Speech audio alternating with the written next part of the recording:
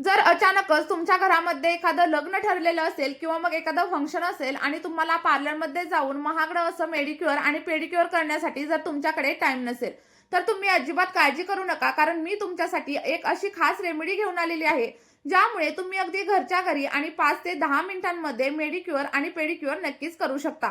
यासाठी तुम्हाला जास्तीचे पैसे देखील खर्च करावे लागणार नाहीत, कारण अगदी घरच्या साहित्यांमध्येच आपण ही रेमेडी बनवणार आहोत.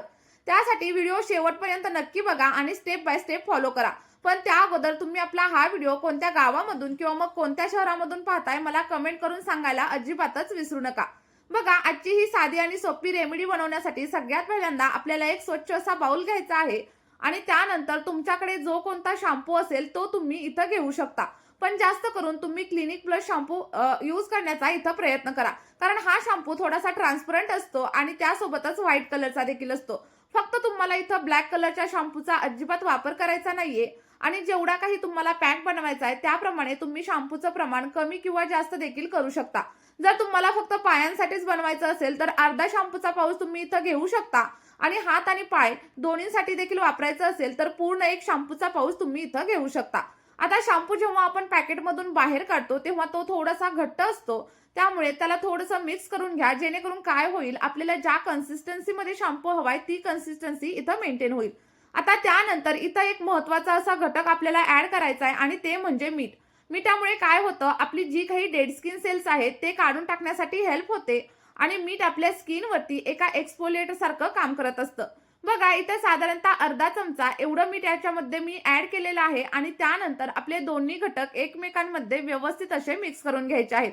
आपण जेव्हा पण मीठ हे शॅम्पूमध्ये मिक्स करतो तेव्हा ते थोडंसं पातळ झाल्यासारखं आपल्याला इथं दिसतं आणि हीच कन्सिस्टन्सी आपल्याला इथं पाहिजे आहे. आता ह्या दोन्ही गोष्टी व्यवस्थित मिक्स करून झाल्याच्या नंतर पुढे आणखी एक महत्त्वाचा असा घटक आपण याच्यामध्ये ॲड करणार आहे, जो घटक आपल्या सगळ्यांच्या किचनमध्ये अगदी इझिली अवेलेबल असतो आणि यामुळे आपल्या स्किनवरती ब्राईटनेस येण्यासाठी देखील हेल्प होत असते. आपण याच्यामध्ये साधारणतः अर्धा चमचा किंवा मग 2 ते 3 चिमूट एवढी हळद ॲड करणार आहे.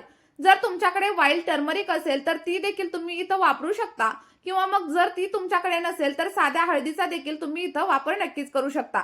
बघा, हळद ॲड केल्याच्या नंतर आपला पॅक व्यवस्थित असा मिक्स करून घ्यायचा आहे आणि मिक्स केल्याच्या नंतर सगळ्यात शेवटी एक इम्पॉर्टंट असा घटक आपल्याला याच्यामध्ये ॲड करायचा आहे आणि ती म्हणजे आणि जेव्हा पण तुम्ही कोलगेट इथं यूज कराल तेव्हा पांढऱ्या कलरच्या कोलगेटचाच वापर करा.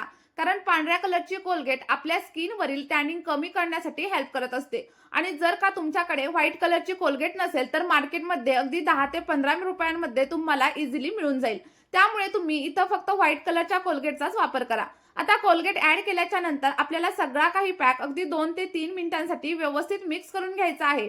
कारण कोलगेट थोडीशी घट्ट असते आणि ती मिक्स करण्यासाठी आपल्याला थोडासा टाइम लागतो. त्यामुळे अगदी 2 ते 3 मिनिटं द्या आणि व्यवस्थित असा आपला सगळा काही पॅक मिक्स करून घ्या.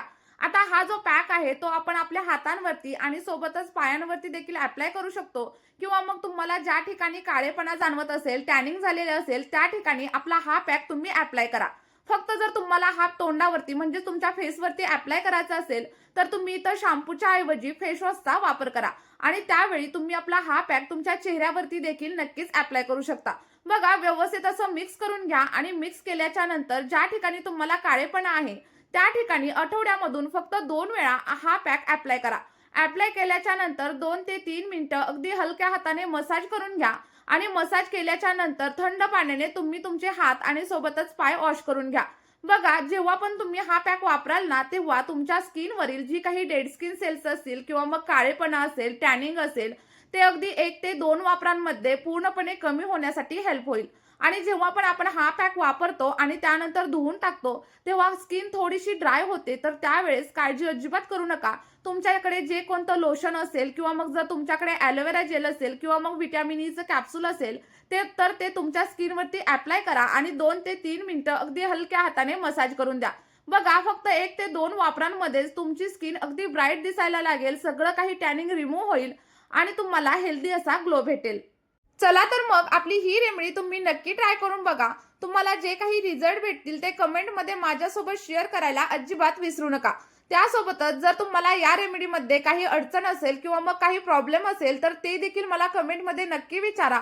मी अगदी तुमच्या सगळ्या प्रश्नांची 100% आन्सर देण्याचा प्रयत्न करेल. बघा, नक्की ट्राय करून बघा. कमेंटमध्ये रिझल्ट शेअर करा आणि तुमच्या मित्रपरिवारासोबत आपली ही रेमेडी नक्की शेअर करा. चला तर मग या व्हिडिओमध्ये आपण इथेच थांबूया. भेटूयात एका नवीन व्हिडिओमध्ये आणि एका नवीन अशा रेमेडी सोबत. तोपर्यंत बाय.